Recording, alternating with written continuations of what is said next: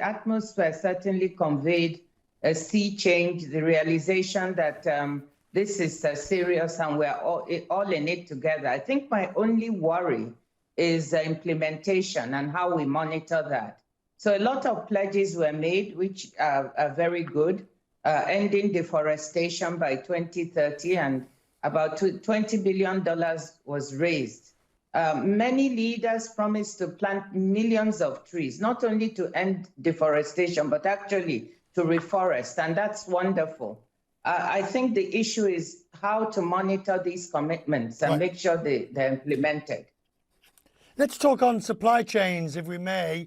When we spoke before, you said that there would be an easing up of supply chain difficulties. Are you seeing any easing up? Some people are suggesting this could go well into next year.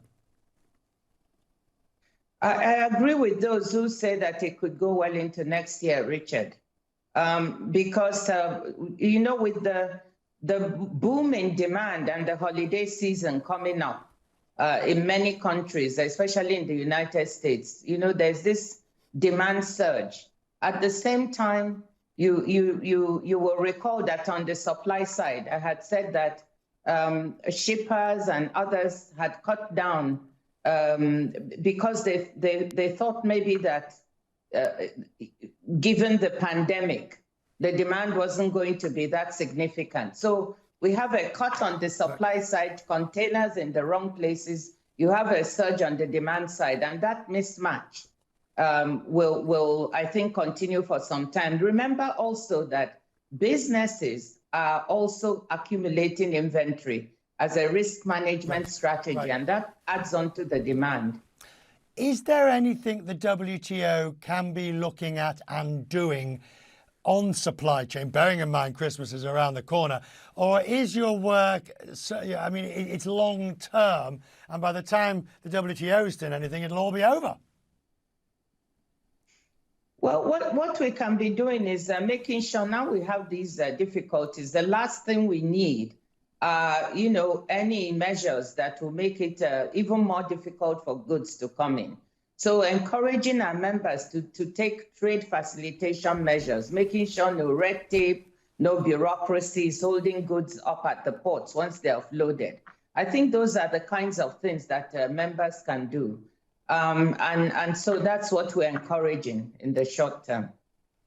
Back to climate change. Where do you see the role of something like the WTO in the terms of policies that you can advance? Because, you know, again, there's this $130 trillion that Carney says will be spent.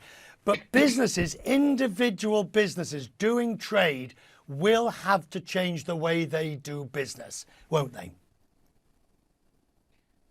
Well, Richard, I always say that the future of trade is digital and the future of trade is green.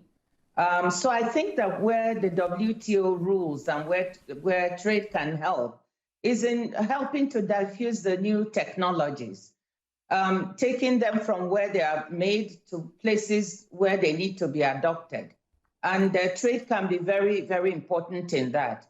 Trade can also be important in lowering the cost of these goods. So you can have lower tariffs on goods and services that are climate friendly, renewables, for instance. We find that in many countries, the tariffs on solar panels and other goods are still quite high. And we need to lower those. In Africa, it's about 10%, even going up to 50% in some countries. So if we lower the barriers on these goods and services that are climate change friendly, then that is a contribution that trade can make. I always say that trade can be part of the solution of this climate crisis. Then you also have something you referred to before, the issue of carbon pricing and how do we do that.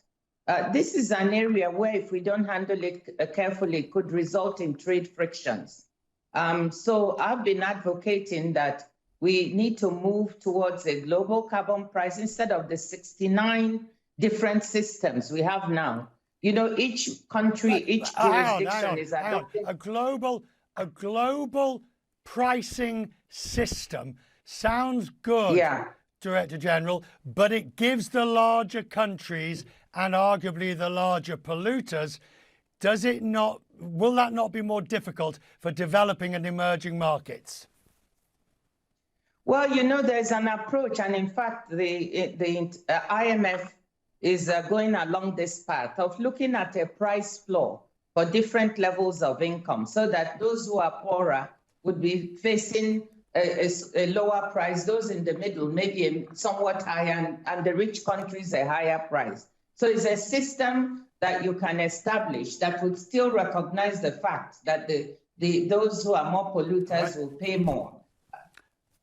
Yeah, so that's the kind of system I think we should be adopting.